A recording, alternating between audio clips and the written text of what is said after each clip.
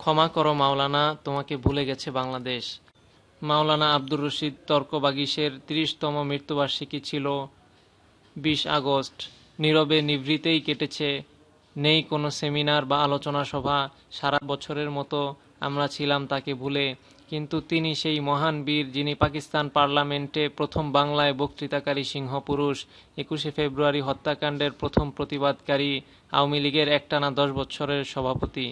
তর্কবাগীশ ছিলেন একজন আজীবন সংগ্রামী মানুষ, একাধারে জাতীয় নেতা, ব্রিটিশ বিরোধী আজাদী আন্দোলনের রক্তশিরি, খ্যাত সলঙ্গা বিদ্রোহের মহানায়ক, ঋণ সালিসি বোর্ড প্রবর্তনের পথিকৃত, বর্গা আন্দোলনের অবিসংবাদিত কাণ্ডারি, হিন্দু জালেম জমিদার খেদাও আন্দোলনের পুরোধা, মহান ভাষা আন্দোলনের প্রাণপুরুষ, ভাষা সৈনিক ও মুক্তিযুদ্ধের অন্যতম সংগঠক, ব্রিটিশ বিরোধী আন্দোলনের বীরযোদ্ধা, দেশ ও জাতির প্রয়োজনে অকুতোভয় যোদ্ধা এবং আজীবন গণমানুষের নেতা।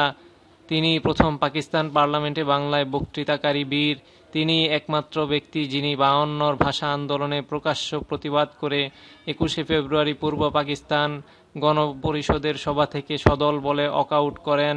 ১৯৫৬ থেকে ১৯৬৭ সাল পর্যন্ত একটানা ১০ বছর মাওলানা আব্দুর রশিদ তর্কবাগীশ আওয়ামী লীগের কেন্দ্রীয় সভাপতি ছিলেন। তাকে কেন ভুলে গেল আওয়ামী লীগ, ভুলে গেল দলটির নেতাকর্মীরা? কারণ তিনি মাওলানা। কেন তাকে ভুলে গেলেন আলেমরা? কেন মাদ্রাসা পাঠ্য বইয়ে, স্কুল কলেজের মতো তার জীবনী অনুপস্থিত? কারণ তিনি আওয়ামী লীগার। হায় বাংলাদেশ!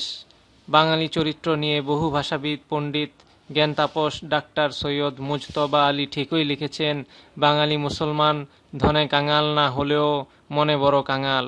ক্ষমা করো মাওলানা তর্কবাগীশ, আমরা বড় নিমক হারাম।